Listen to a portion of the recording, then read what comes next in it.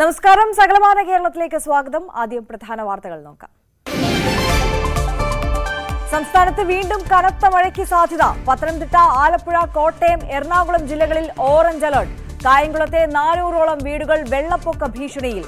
കൊച്ചിയിൽ വെള്ളമിറങ്ങുന്നു. ശുചീകരണം തുടങ്ങി.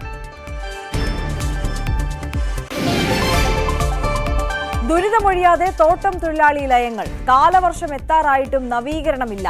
തകർന്നു വീഴാറായ ലയങ്ങളിൽ പേടിച്ച് നിരവധി കുടുംബങ്ങൾ. ലയങ്ങളുടെ നവീകരണത്തിന് അനുവദിച്ച 20 കോടി എവിടെയെന്ന് ചോദ്യം.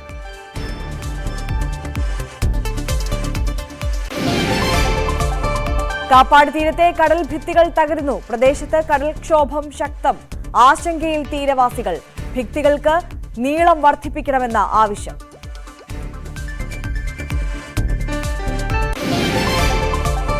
കോഴിക്കോട് കല്ലുത്താൻ കടവിലെ ഫ്ളാറ്റുകളിൽ അറ്റകുറ്റപ്പണി തുടങ്ങുന്നു. താമസക്കാരെ മറ്റ് ഫ്ളാറ്റുകളിലേക്ക് മാറ്റി. 4 ആഴ്ചയ്ക്കുള്ളിൽ അറ്റകുറ്റപ്പണികൾ പൂർത്തിയാക്കുമെന്ന് കോർപ്പറേഷൻ. ഫ്ളാറ്റിലെ അന്തേവാസികളുടെ ആശങ്ക പുറത്തെത്തിച്ചത് ന്യൂസ് 18 കേരളം, ന്യൂസ് 18 ഇംപാക്ട്. എറണാകുളം വരാപ്പുഴയിൽ മകനെ കൊന്ന് അച്ഛൻ ആത്മഹത്യ ചെയ്തു. മരിച്ചത് മലപ്പുറം വളാഞ്ചേരി സ്വദേശി ഷെരീഫും മകൻ അൽ ഷിഫാഫും. ആത്മഹത്യ ചെയ്യുമെന്ന് ഭാര്യയ്ക്കും സുഹൃത്തുക്കൾക്കും വാട്സപ്പ് സന്ദേശം.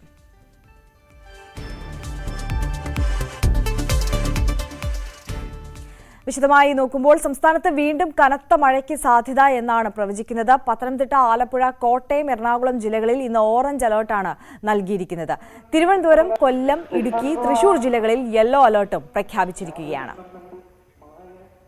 കനത്ത മഴയിൽ കായംകുളം നഗരത്തിലെ 400ഓളം വീടുകൾ വെള്ളപ്പൊക്ക ഭീഷണിയിലാണ്. കരിപ്പുഴത്തോട്, മലയൻ കനാൽ, ഇഞ്ചക്കൽ തോട് എന്നിവ കരകവിഞ്ഞാണ് വീടുകളിലേക്ക് വെള്ളം കയറിയത്.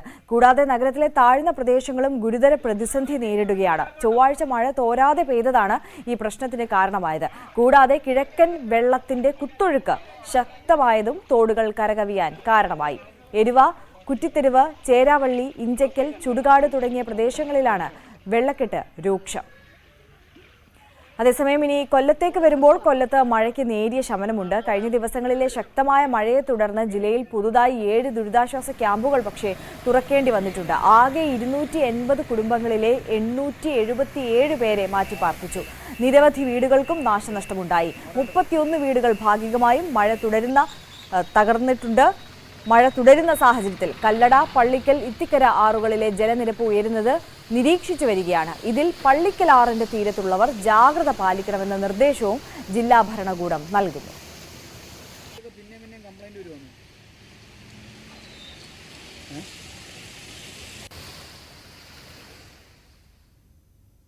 ഇനി എറണാകുളം ജില്ലയിലേക്ക് വരികയാണെങ്കിൽ ജില്ലയിൽ മഴ കുറഞ്ഞിട്ടുണ്ട്. കനത്ത മഴയിൽ കൊച്ചിയിലെ പല ഭാഗങ്ങളും ഇന്നലെ വെള്ളത്തിൽ അടിയിലായിരുന്നു. കളമശ്ശേരിയിൽ അധികൃതർ ശുചീകരണ പ്രവർത്തനങ്ങൾ ഇപ്പോൾ ആരംഭിച്ചിട്ടുണ്ട്. എറണാകുളം ജില്ലയിൽ ഇന്ന് പൊതുവെ മഴ കുറഞ്ഞു നിൽക്കുന്ന ഒരു അന്തരീക്ഷമാണ്. ഇന്നലെ രാത്രിയും മഴ കാര്യമായിട്ട് പെയ്തിട്ടില്ല. പക്ഷേ ഇന്നലത്തെ മഴ പെയ്ത വളരെയധികമായിരുന്നു. അതിന്റെ തിക്തഫലങ്ങൾ ഇപ്പോഴും അത് തുടരുകയാണ്. പലയിടങ്ങളിലും ശുചീകരണ പ്രവർത്തനങ്ങളടക്കം പുരോഗമിക്കുന്നു. ഇവിടെ നമ്മളുള്ളത് കളമശ്ശേരിയിലാണ്. കളമശ്ശേരിയിലാണ് ഇന്നലെ കൂടിയ മഴ ലഭിച്ചത്. ഇവിടെ ഒരു ഭിത്തി തകർന്നു. അതിന് ഇപ്പുറത്തേക്ക് അവിടെ നിന്ന് മാലിന്യങ്ങൾ കൂട്ടത്തോടെ ഒഴുകി ഈ പരിസരമാകെ നിറഞ്ഞിരിക്കുന്നൊരവസ്ഥയാണ്. പലയിടങ്ങളിലും വെള്ളം പൂർണ്ണമായിട്ട് തന്നെ ഒഴിഞ്ഞു പോയെങ്കിൽ കൂടിയും ഇതേപോലുള്ള ദൃശ്യങ്ങൾ പലയിടങ്ങളിലും തന്നെയുണ്ട്. കളമശ്ശേരിയിലെ വാർഡാണിത്.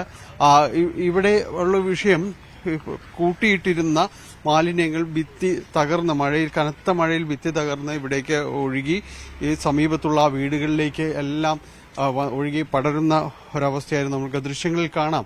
ഉപേക്ഷിക്കപ്പെട്ട മാലിന്യങ്ങൾ, വലിച്ചെറിഞ്ഞ കുപ്പികൾ, മാലിന്യങ്ങൾ ഇതെല്ലാം തന്നെ സമീപത്ത് നിറഞ്ഞിരിക്കുന്നത്. ശുചീകരിക്കുക എന്ന വലിയ പ്രവൃത്തിയിലാണ് പലയിടങ്ങളിലും തന്നെയുള്ളത്.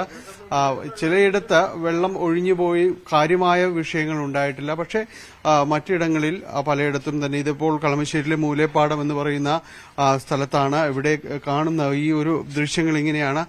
വലിയ രീതിയിൽ അവർക്ക് ശുചീകരണ കാര്യങ്ങളടക്കം തുടരുന്നു. എവിടെയാണ് ഈ വീടിന്റെ ഉടമസ്ഥനാണ്? അതെ. എപ്പോഴായിരുന്നു സംഭവം? ഇത് ഇന്നലെ രാവിലെ ഒരു 8:30-9 മണിയായി. ആ വെള്ളമെല്ലാം കൂടി കുത്തി ഒഴുകി ഇങ്ങോട്ട് വന്നിട്ട് ഈ ഡാം ഡാം പൊട്ടുപോലെയായിരുന്നു വെള്ളം വന്നത്. ആ ഫ്ളാറ്റിന്റെ അടിയിലേക്കും ഇവിടെ കംപ്ലീറ്റ് വേസ്റ്റ് ഇതുണ്ട്. ആകെ ഭിത്തി കംപ്ലീറ്റ് ഇടിഞ്ഞു പോയി. ഒരുപാട് നാശനഷ്ടമുണ്ട്. അതുപോലെ അവർക്കുണ്ട്, പിന്നെ അടുത്ത വീട്ടുകാർക്കൊക്കെ ഉണ്ട്. അത് ഈ കാലാകാലങ്ങളിൽ വേസ്റ്റ് കൊണ്ടുവന്ന് അവിടെ എറിഞ്ഞ് അതെല്ലാം കൂടി ആ ഈ ഹോളിൽ കൂടി പോരുന്നത് അടഞ്ഞി, അങ്ങനെ അടഞ്ഞിട്ട് ഇതൊക്കെ ബെസ്റ്റ് ചെയ്യും പോലെ പൊട്ടി. മഴയും വെള്ളമൊക്കെ ഇത് ആദ്യമായിട്ടായിരിക്കും ഈ പരിസരത്ത് ഇങ്ങനത്തെ ഇത് 10-40 കൊല്ലമായിട്ട് ഇങ്ങനെ നിൽക്കണല്ലേ. ഇന്നലെ പെട്ടെന്നല്ല ഇങ്ങനെ ഉണ്ടായത്. ഇത്രയും വെള്ളം പോകാനുള്ള പ്രൊവിഷൻ ഇവിടെ പെട്ടെന്നില്ല. ഒരു ഡാം പൊട്ടി വന്ന വെള്ളം ഇതാവില്ല. അത് കൗൺസിൽ കേട്ടോ. അത് ഒരുപാട് നാശനഷ്ടം. വലിയ രീതിയിലുള്ള ശുചീകരണ പ്രവർത്തനങ്ങളെല്ലാം തുടരുന്നു, നാശനഷ്ടങ്ങൾ തുടരുന്നു. നമുക്കൊപ്പം ഈ സ്ഥലത്തെ കൗൺസിലർ കൂടി ചേരുന്നു. എന്താണ് വലിയ രീതിയിൽ മറ്റിടങ്ങളിൽ ഇതുപോലെ സംഭവിച്ചിട്ടുണ്ടോ? കളമശ്ശേരി നഗരസഭയുടെ എല്ലാ പ്രദേശത്തും നല്ല രീതിയിൽ മഴ ഇന്നലെ ലഭിച്ചു. നമ്മുടെ ബഹുമാനപ്പെട്ട പി രാജീവ് മിനിസ്റ്റർ പറഞ്ഞ പോലെ 100-150 മില്ലി മഴയാണ് ഇന്നലെ കളമശ്ശേരിയിൽ മാത്രം പെയ്തത്. അതിഭീകരമായിട്ടുള്ളൊരു മഴയായിരുന്നു. നമ്മളാരും പ്രതീക്ഷിച്ചില്ല.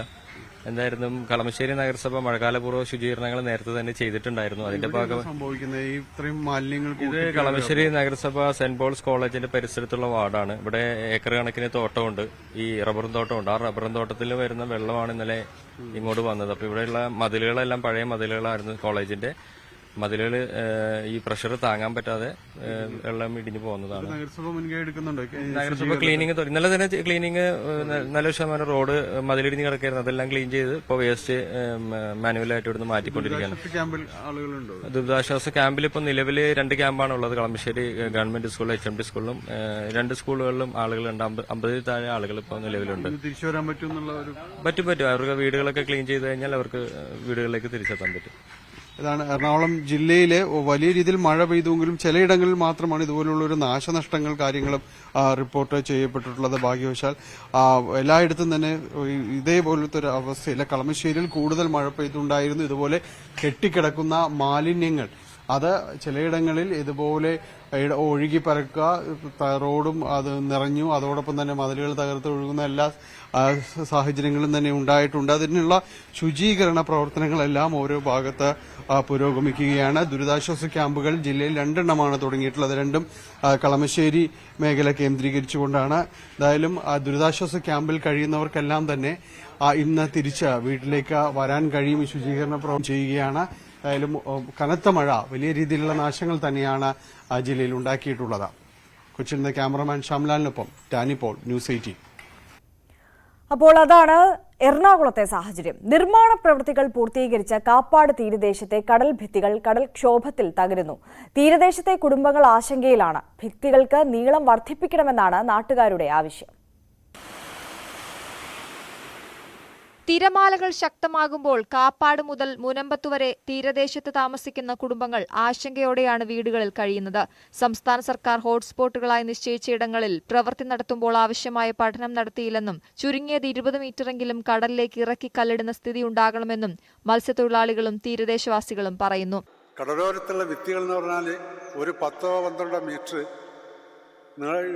വീതിയിലിട്ടിട്ട് ഒരു തിരമാല വരുമ്പോഴത്തേക്ക് കടൽ അടിച്ചു പോകുന്ന രീതിയിലേക്ക് വലിച്ചു പോകുന്ന രീതിയിലേക്ക് അതിനെ കൊണ്ടുപോവുകയാണ്.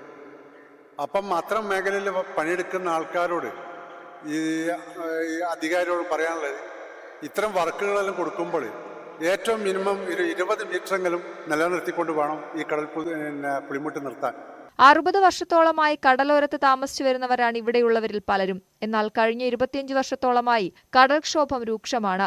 അധികൃതർ ആവശ്യമായ പഠനങ്ങൾ നടത്താതെയാണ് പ്രവർത്തികൾ നടത്തുന്നതെന്നാണ് ആരോപണം. താമസിക്കുന്ന വീടുകൾ പലതും സുരക്ഷിതമല്ല. ഇവയാകട്ടെ കടലെടുക്കുമെന്ന ഭീഷണിയിലുമാണ്. തിരമാലയുടെ ശക്തി വർദ്ധിച്ചതോടെ ഭയപ്പാടോടെയാണ് വീട്ടിൽ താമസിക്കുന്നത്. കാപ്പാട് വിനോദസഞ്ചാര കേന്ദ്രം മുതൽ കൊയിലാണ്ടി ഹാർബർ പരിസരം വരെ തീരദേശ റോഡുകൾ കടൽഭിത്തി തകർന്ന് അപകട ഭീഷണിയിലുമാണ്. ന്യൂസ് 18 കാപ്പാട്. ശക്തമായ മഴയെ തുടർന്ന് കല്ലടയാറ്റിൽ അകപ്പെട്ട് ഒഴുകിപ്പോയ വീട്ടമ്മ തിരികെ ജീവിതത്തിലേക്ക് എത്തിയതിന്റെ അമ്പരപ്പിലും ആശ്വാസത്തിലുമാണ് നാട്ടുകാർ. കഴിഞ്ഞ ദിവസമായിരുന്നു താഴത്ത് കുളക്കട സ്വദേശിനി 61 വയസ്സുള്ള ശ്യാമളയമ്മ വീടിന് സമീപം കല്ലടയാറ്റിൽ വീണത്. 10 കിലോമീറ്ററിലധികം ഒഴുകിപ്പോയ ശ്യാമളാമ്മയെ നാട്ടുകാരാണ് രക്ഷിച്ചത്.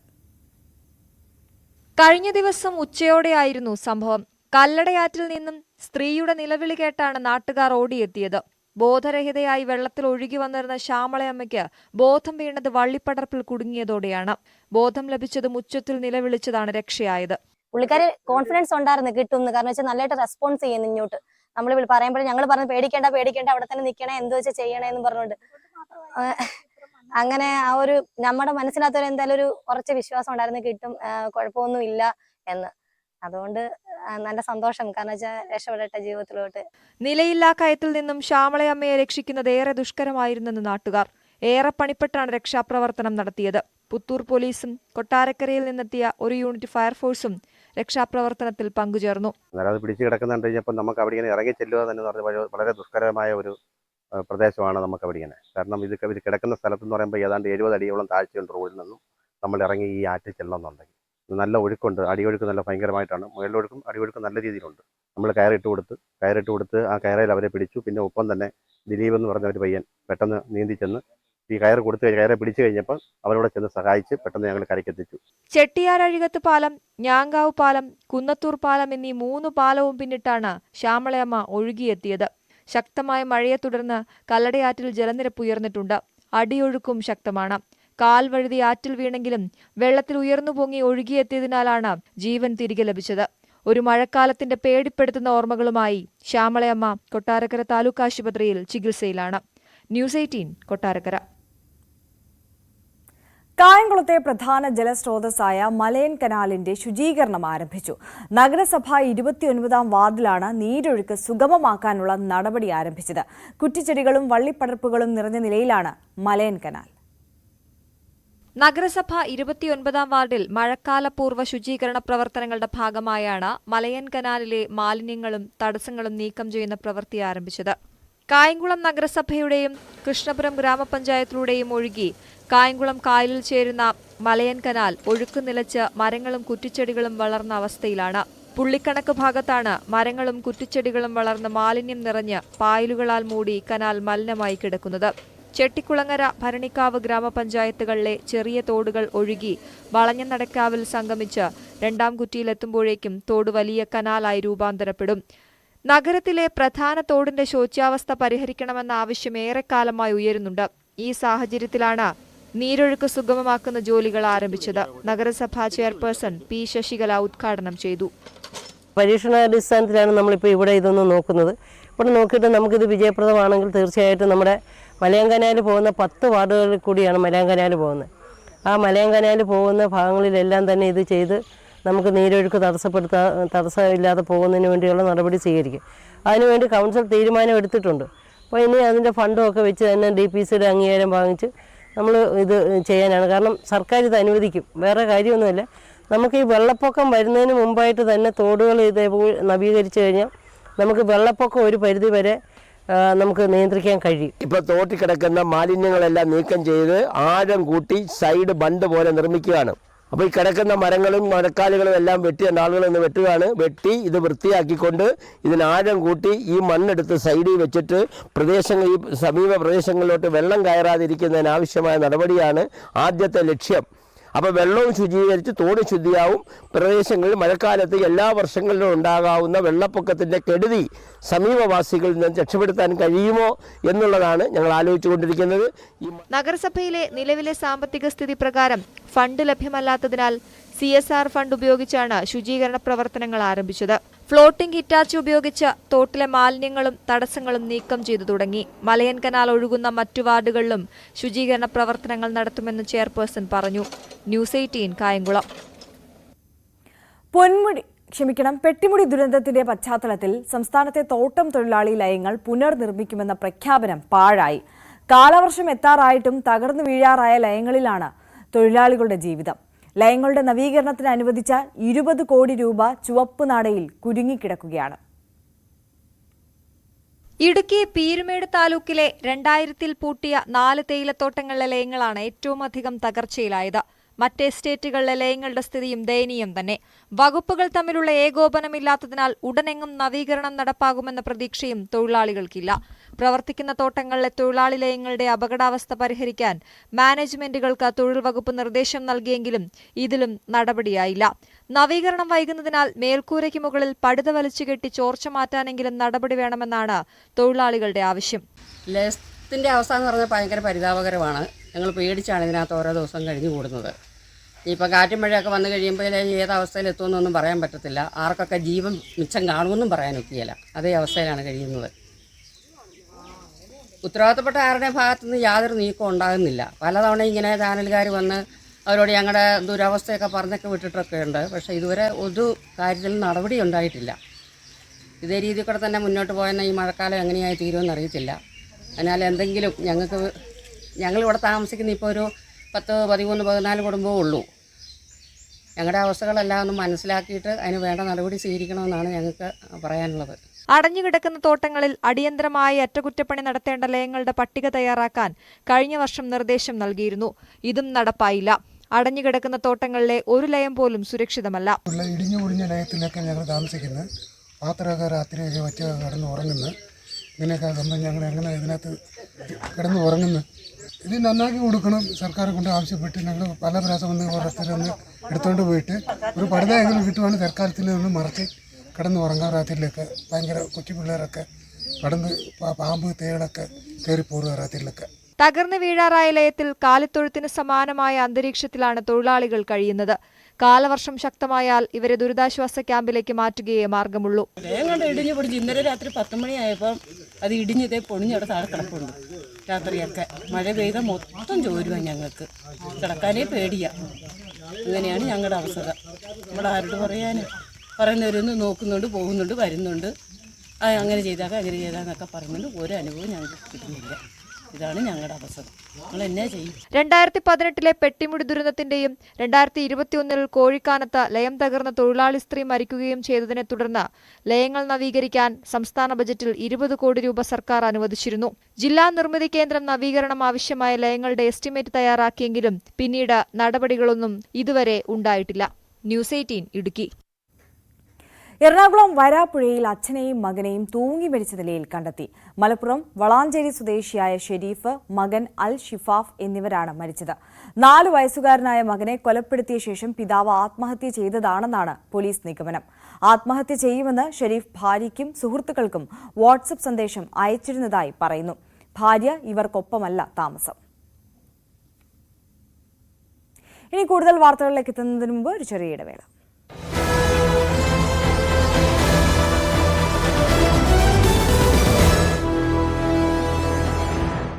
ഇന്നലെയൊക്കെ ഇടമുറിയാതെ മഴയുണ്ടായിരുന്നു. വലിയ വെള്ളക്കെട്ട് പല പ്രദേശങ്ങളിലുണ്ടായി. ജഗതിയിലൊക്കെ കിള്ളിയാർ കരകവിയുകയും വീടുകളിലേക്ക് വെള്ളം കയറുകയും ഒക്കെയുള്ള അവസ്ഥയുണ്ടായിരുന്നു. ഇന്നിപ്പോൾ വെള്ളം ഇറങ്ങിയോ? മഴ എങ്ങനെയുണ്ട്?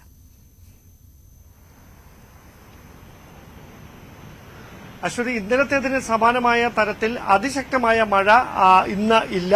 തൽക്കാലത്തേക്കെങ്കിലും മഴ മാറി നിൽക്കുകയാണ്. രാവിലെ തീരപ്രദേശങ്ങളിൽ നേരിയ തോതിൽ മഴ പെയ്യുന്നുണ്ടായിരുന്നു. പക്ഷേ ഇപ്പോഴും മേഘാവൃതമാണ്. കാർമേഘങ്ങൾ കൊണ്ട് മൂടിക്കിടക്കുകയാണ് ആകാശം. അതുകൊണ്ട് മഴ പെയ്തേക്കും എന്ന് തന്നെയാണ് തോന്നുന്നത്.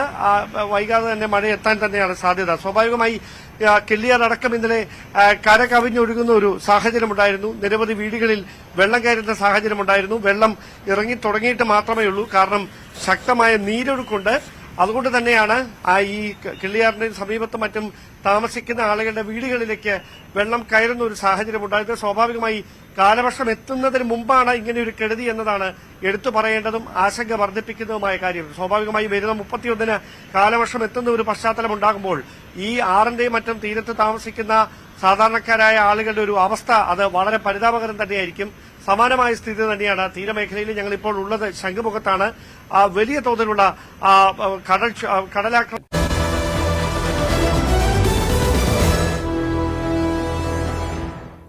തിരികെ വാർത്തകളിലേക്ക് എത്തുമ്പോൾ മൂന്നാർ MRS സ്കൂളിലും ഹോസ്റ്റലിലും ദേവികുളം സബ് കളക്ടർ ഉൾപ്പെടുന്ന സംഘത്തിന്റെ നേതൃത്വത്തിൽ പരിശോധന നടന്നു. സ്കൂൾ തുറക്കുന്നതുമായി ബന്ധപ്പെട്ട മുന്നൊരുക്കങ്ങളുടെ ഭാഗമായിട്ടാണ് പരിശോധന നടന്നത്.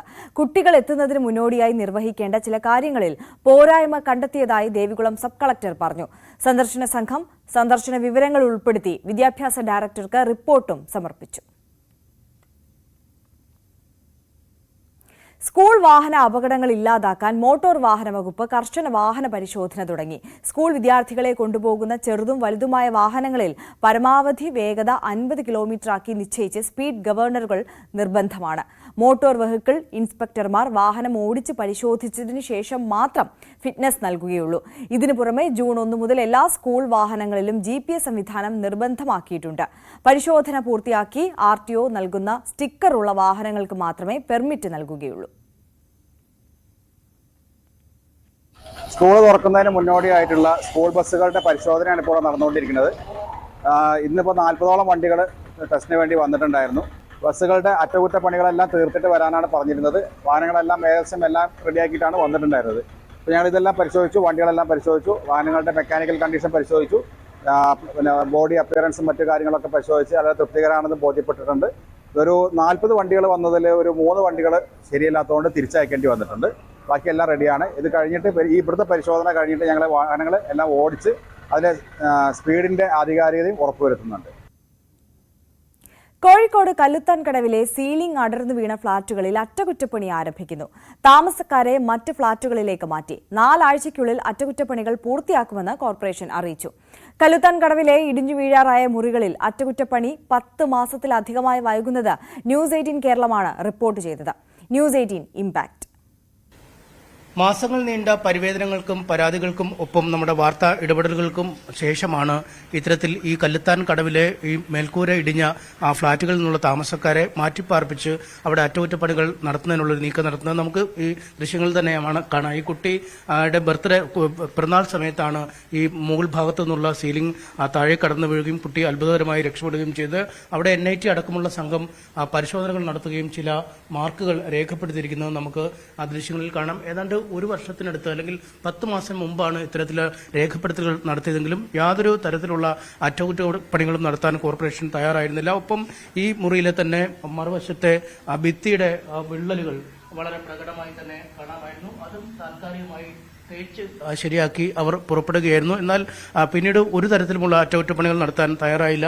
വീണ്ടും ഈ മഴക്കാലം എത്തിയതോടെ സമീപ പ്രദേശങ്ങളിലെ മറ്റു ചില മുറികളിലും സമാനമായ പ്രശ്നങ്ങൾ കണ്ടു തുടങ്ങിയ സാഹചര്യത്തിലാണ് വീണ്ടും നമ്മളിത് വാർത്തയാക്കുന്നതും കോർപ്പറേഷന്റെ ഒരു ഇടപെടൽ ഇക്കാര്യത്തിൽ ഉണ്ടാവുകയും ചെയ്തിരിക്കുന്നത്. എന്തായാലും കെട്ടിടത്തിന്റെ ബലക്ഷയം പരിശോധിച്ച് വിശദമായ റിപ്പോർട്ട് ലഭിച്ച ശേഷം നടപടികൾ എന്ന രീതിയിലേക്കായിരുന്നു മാറ്റിയിരുന്നത്. പക്ഷേ മഴക്കാലം എത്തിയതോടെ വീണ്ടും അപകട ഭീഷണി ഉയർന്ന സാഹചര്യത്തിലാണ് മാറ്റിയിരുന്നത്. ഈ വീട്ടിൽ താമസിച്ചിരുന്ന ആളുകളെ, ഈ ഫ്ളാറ്റിൽ താമസിച്ചിരുന്ന ആളുകളെ അടുത്ത് തന്നെയുള്ള മറ്റൊരു ഫ്ളാറ്റിലേക്ക് മാറ്റിയിരിക്കുന്ന കാഴ്ച, അവർ സാധന സാമഗ്രികളൊക്കെ പൂർണ്ണമായും ഇവിടേക്ക് മാറ്റിയിരിക്കുന്ന കാഴ്ച നമുക്ക് കാണാൻ കഴിയും. ഈ മുറിയാണ് അവർക്കായി നൽകിയിരിക്കുന്നത്. താൽക്കാലികമായി 2-3 ആഴ്ചയൊക്കെ ഈ മുറിയിൽ താമസിക്കണമെന്ന നിർദ്ദേശമാണ് നൽകിയിരിക്കുന്നത്. അതിനുശേഷം പുതിയ ഫ്ളാറ്റിലേക്ക് അല്ലെങ്കിൽ ആ ഫ്ളാറ്റിന്റെ അറ്റകുറ്റപ്പണികൾ പൂർത്തിയാക്കി അവിടേക്ക് മാറ്റും എന്നാണ് പറഞ്ഞിരിക്കുന്നത്. ഇതിപ്പോ എന്നാണ് ഇങ്ങോട്ട് നിങ്ങൾ മാറിയത്? എന്താണ് അവർ പറയുന്നത്?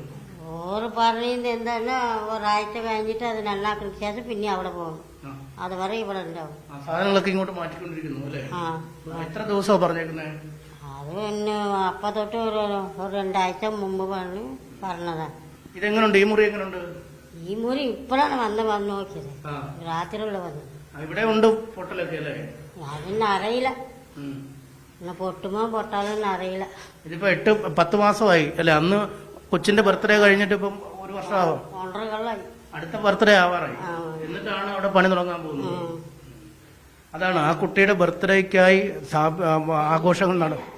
ആഘോഷങ്ങൾ നടക്കുമ്പോൾ വീണത്. ഇപ്പോൾ കുട്ടിക്ക് 1 വയസ്സ് കൂടി പിന്നിടുമ്പോഴാണ് ഇത്തരത്തിൽ അറ്റകുറ്റപ്പണികൾക്കായി ഒരുങ്ങുന്നത്. ഒപ്പം സമീപത്ത് തന്നെയുള്ള മറ്റൊരു ഫ്ളാറ്റിൽ കഴിഞ്ഞ ദിവസം അടർന്നു വീണ ഫ്ളാറ്റുണ്ട്. ആ ഫ്ളാറ്റിലെ ആളുകളെയും മറ്റൊരു മുറിയിലേക്ക് മാറ്റിയിരിക്കുകയാണ്. പക്ഷേ അവർക്കവിടെ വൈദ്യുതി സംവിധാനം അടക്കമുള്ളവ ഇല്ല. അതുകൊണ്ട് തന്നെ അവരൊരു പ്രതിഷേധം ഉയർത്തുന്നുണ്ട്.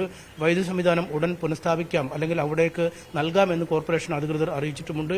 ഇതുവരെ ഇത്തരം സംഭവങ്ങൾ നടന്നിട്ടും കോർപ്പറേഷൻ മേയർ അടക്കമുള്ള ആരും ഇവിടേക്ക് തിരിഞ്ഞു നോക്കിയില്ല എന്നതാണ് മറ്റൊരു പരാതിയായി ഫ്ളാറ്റിലെ ആളുകൾ പറയുകയും ചെയ്യുന്നത്. എന്തായാലും താൽക്കാലികമായ തട്ടിക്കൂട്ട് പണികൾക്കപ്പുറം സ്ഥിരമായി ഈ കെട്ടിടത്തിന്റെ ബലപരിശോധന നടത്തണമെന്ന ആവശ്യവും ഫ്ളാറ്റ് ഉടമകൾ മുന്നോട്ട് വയ്ക്കുന്നു. എന്തായാലും ഇത് ആവശ്യപ്പെട്ട് പ്രതിപക്ഷമടക്കം പ്രക്ഷോഭത്തിനുള്ള തയ്യാറെടുപ്പുകളും ഒരു വശം നടത്തുന്നു. എന്തായാലും ഈ മഴക്കാലം വരുമ്പോൾ താൽക്കാലികമായി അറ്റകുറ്റപ്പണികളെങ്കിലും തീർത്ത് ഈ ഫ്ളാറ്റുകൾ വാസയോഗ്യമാക്കണം എന്ന ആവശ്യമാണ് നിലവിൽ ഈ കുടുംബങ്ങൾ മുന്നോട്ട് വയ്ക്കുന്നത്.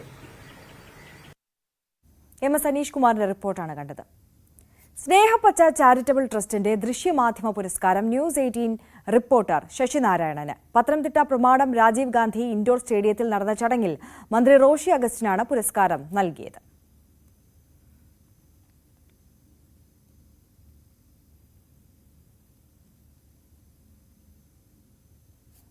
മികച്ച നവാഗത നിയമസഭാ സാമാജികനുള്ള പുരസ്കാരം പ്രമോദ് നാരായണൻ MLA, മികച്ച നിയമസഭാ സാമാജികനുള്ള പുരസ്കാരം ജനീഷ് കുമാർ MLA എന്നിവരും ഏറ്റുവാങ്ങി. ചടങ്ങിൽ വിവിധ മേഖലയിലുള്ള വ്യക്തിത്വങ്ങളെയും ആദരിച്ചു. തുടർന്ന് കുട്ടികൾക്കുള്ള പഠനോപകരണങ്ങളും വിതരണം ചെയ്തു.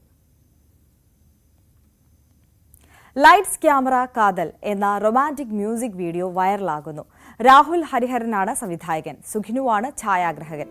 15ഓളം പ്രസിദ്ധമായ റൊമാന്റിക് തമിഴ്, മലയാളം ചിത്രങ്ങളുടെ പുനരാവിഷ്കരണത്തിലൂടെ ഒരു പ്രണയ ജോഡിയുടെ കഥ പറയുന്നതാണ് വീഡിയോ.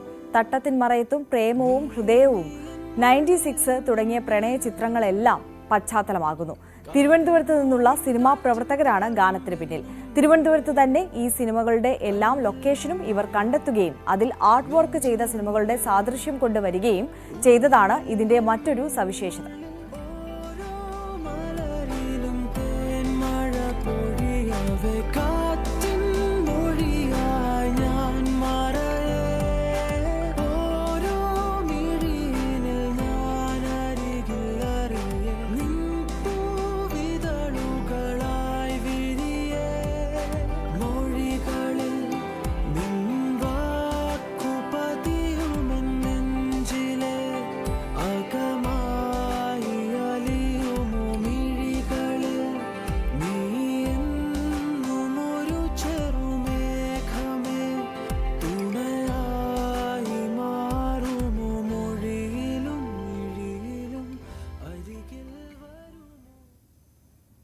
ജാതി സർട്ടിഫിക്കറ്റ് ലഭിക്കുന്നതിൽ കാലതാമസം നേരിടുന്നതിനെതിരെ ഇടുക്കി മൂന്നാറിൽ പ്രതിഷേധം ശക്തം.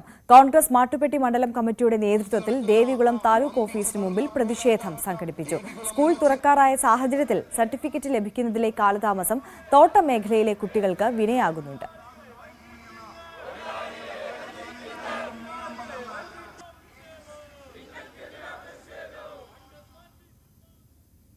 വിദ്യാഭ്യാസ, ജീവകാരുണ്യ മേഖലകളിലും സാമൂഹിക സാംസ്കാരിക രംഗങ്ങളിലും സജീവ സാന്നിധ്യമായവരുടെ കൂട്ടായ്മ ഹസ്ത രൂപീകൃതമായി.